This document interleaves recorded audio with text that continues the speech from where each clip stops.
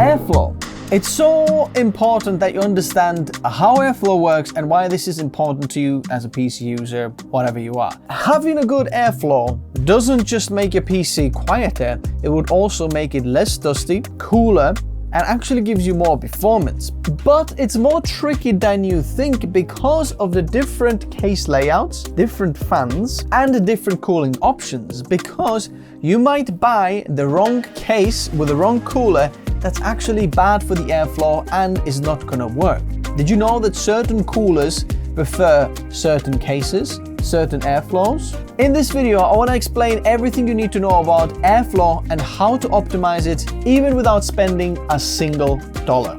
Let's go. Looking for a cheap way to license your Windows? Check out Whokeys through the links in the video description. Make sure to use the code TN20 to get 25% off. Use your preferred payment method including PayPal or bank card. Go to your orders and copy the key. Paste the license to the activation settings and you're all done. This license is for Windows 10, but you can upgrade it to Windows 11 for free. Or you can buy Windows 11 Pro key instead. They also offer Microsoft Office 19 license. Use the same code TN20 to get 25% off. Check out whokeys.com in the video description below. Now, before we start discussing the case layout, let's take a few steps back into understanding how fans work in terms of airflow.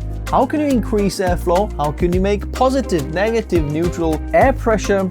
Well, here's a few options. Number one, how do you increase airflow? There's a few options how you can do that. As you can see, there are a few different designs and sizes of fans. They all perform differently, but how do you know which one actually gives you more airflow? What are some of the stats, airflow, air pressure, what does that mean? One of the main things and simplest things that people often forget is the bigger the fan size, the bigger the airflow. It's basically the bigger your hands, the more sand you can scoop out when building your sand tower in the beach. So this fan here and this fan here, when you make those fans run at the same speed, the bigger fan will shift more airflow through.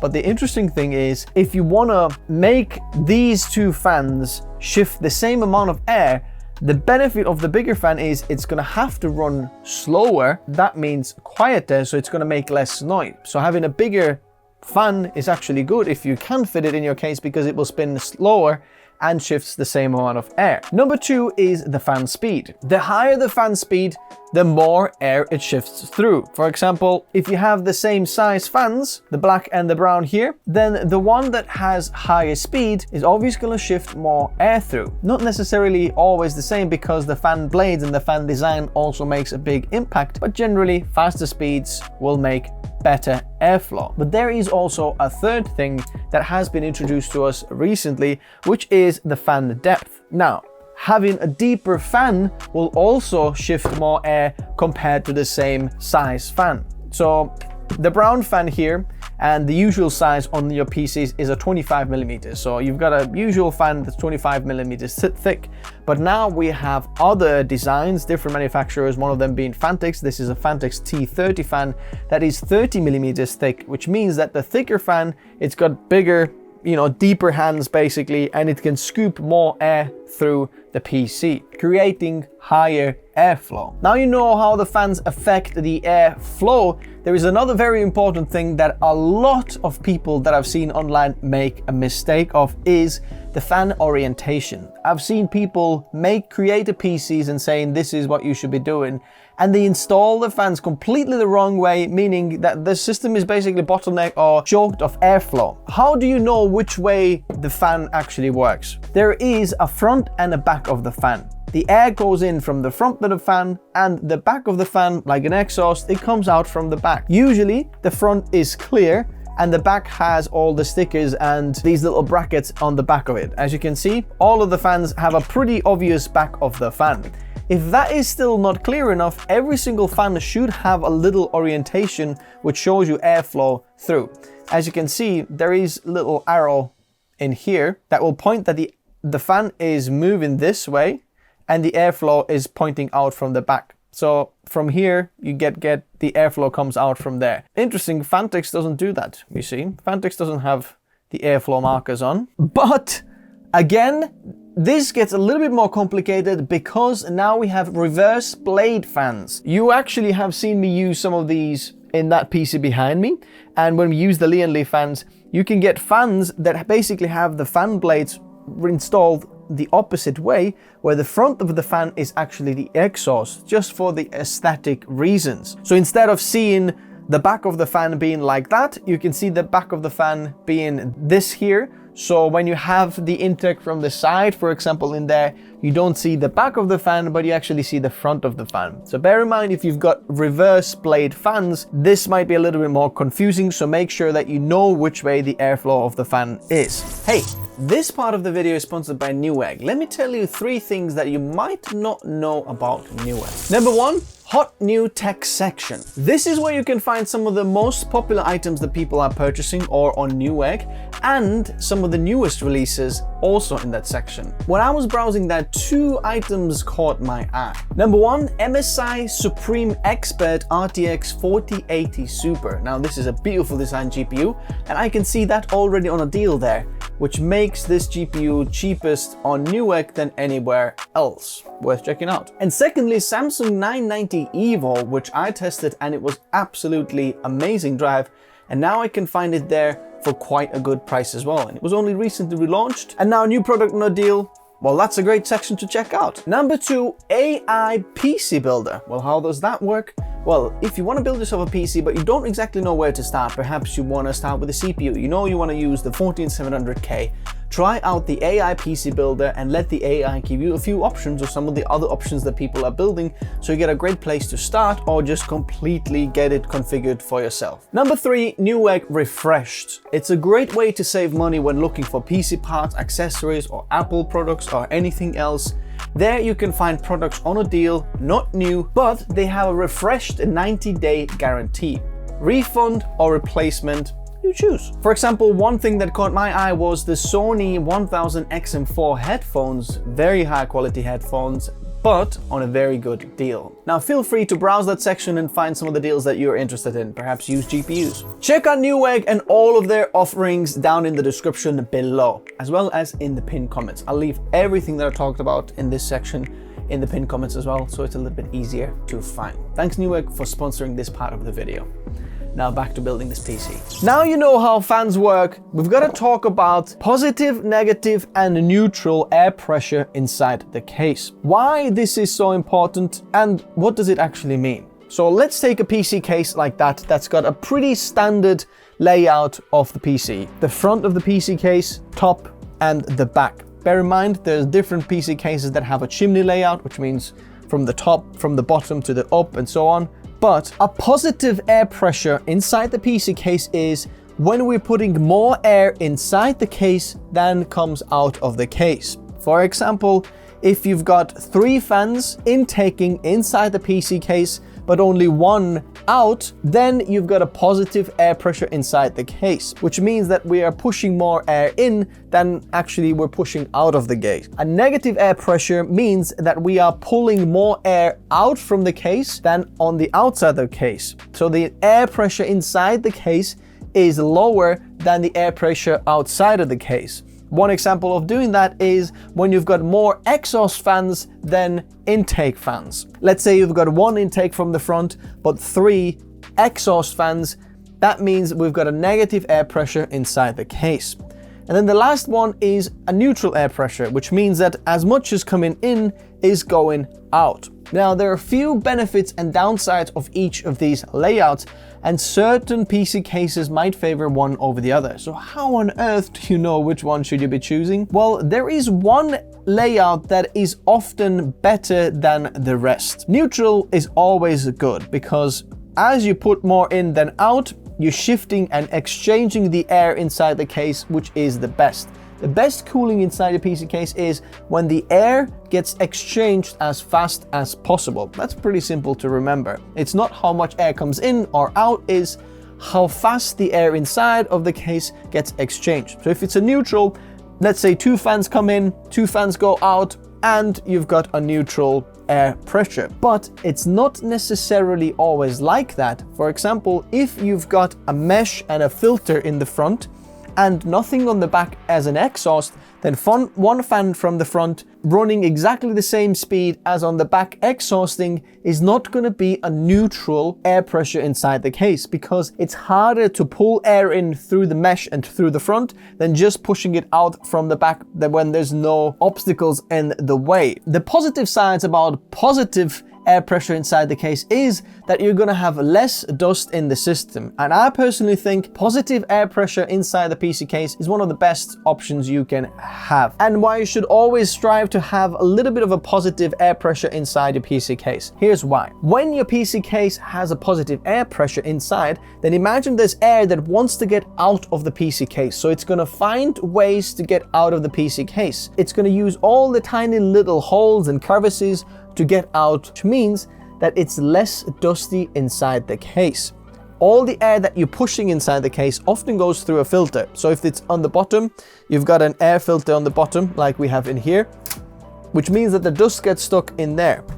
And if you've got an intake from the front, the dust filter, dust gets stuck in there and you're pushing clean air in. And now the positive air pressure just pushes it out wherever you find a way. Whether you've got exhaust on the back or on the top, the air is going to get out. Another tip here is that I would personally take off the filter if you're exhausting from the top. There are some cases that have a filter on the top. I would take it off so you can exhaust the air as easy as possible. Why would you have a filter of a clean air coming out that gets stuck on the dust filter there? It doesn't make any sense. Only put dust filter in front of the intake fans. Now, if you've got a negative air pressure inside the case, sometimes you kind of need it, and certain cases perform better with a negative air pressure case, but there is a big downside, which is more dust inside the case. And the more dust you have inside the case, the worse the cooling performance, because dust starts to gather up all between your heat sinks of your GPU, on your CPU, everywhere, and then your PC doesn't cool it down anymore because it starts to act as an insulation in there. So that's why you want as little dust inside your case as possible. But why do you get dust inside the PC case if it's a negative air pressure case? So for example, let's say that we've only got one intake fan that provides air pressure in, but then 3 on the top here that are taken out from the case, which means that inside there it becomes a little bit of it's not a vacuum, but the air pressure is smaller. So it starts to have a little bit of a Hoover effect, which means it starts to suck in air from other places wherever possible. So the dust starts to come in from the back there, from the sides in there, underneath this bit here where there's no dust filters, all the other little bits, which means air and dust are going to be sucked into the case. And it's not going to get out, it's just going to get stuck in there. And it's not going to be stuck in the front air filter where it's meant to be, but just gets in from all sorts of the sides and kind of just rests in your system. So negative air pressure, I wouldn't really want that usually in my PC case. Now you know how fans and air pressure works, let's take it a step further. There's a few other things about airflow that you need to know. Now, a conventional PC case layout is that you've got air coming in from the front and then exhausting through the PC case and then out from the back and from the top. As it comes out from the top, it's a natural way how heat works. You know, if you heat something up, heat rises, so we're just pushing it out from the top. Cold air in from the bottom and then moves up like that. That's a very simple and good airflow to have inside a PC case. One thing you need to remember about air and airflow is that air does not like turning. It's not so easy to turn the air. For example, this air coming in from the bottom here, and when we're pushing the fans in here from the front and from the side, this is not actually going to just push the air in there. The air starts to have all sorts of turbulence and spin around and do all sorts of things before it actually goes out. So the best airflow is to have as little turns in the airflow as possible. And a good example of this is the F1 cars. Have a look at those cars. All of these engineers are striving to have the most smoothest airflow through, with little curves, little corners. There's no corners. You can't see any 90-degree corners, no 45-degree corners.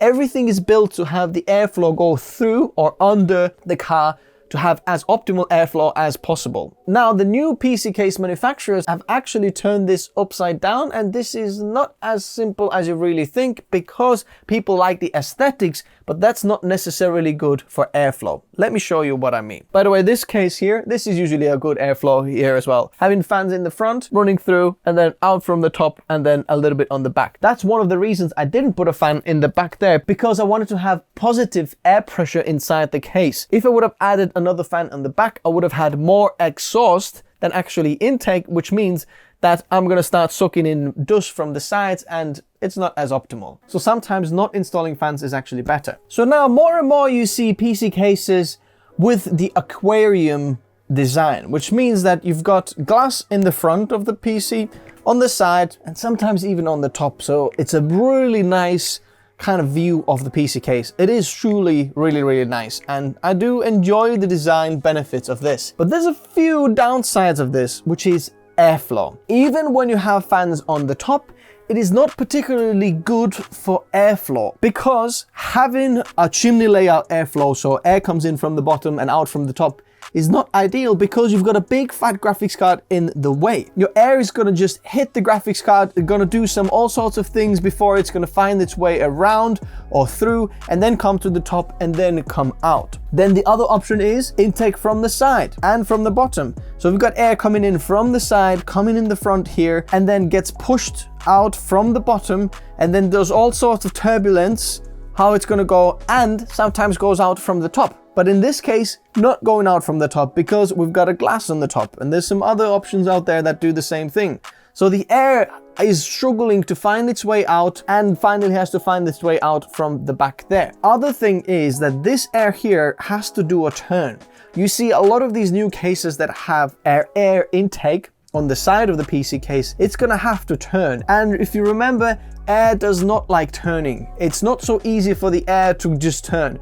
What's gonna happen is that air is gonna fly on the front of the PC case, and it's just gonna kind of hit there and then go around like that until it's gonna find its way out from there. Why is this bad? This is gonna affect your CPU cooler performance. I'm not sure if you knew that, but the best performance for your CPU cooler is when you've got an airflow supplying air to the CPU air-cooled tower, which is most of the time intake from the side to the back, towards the back, from the front to the back and out from the top. That is the best layout for your CPU tower airflow.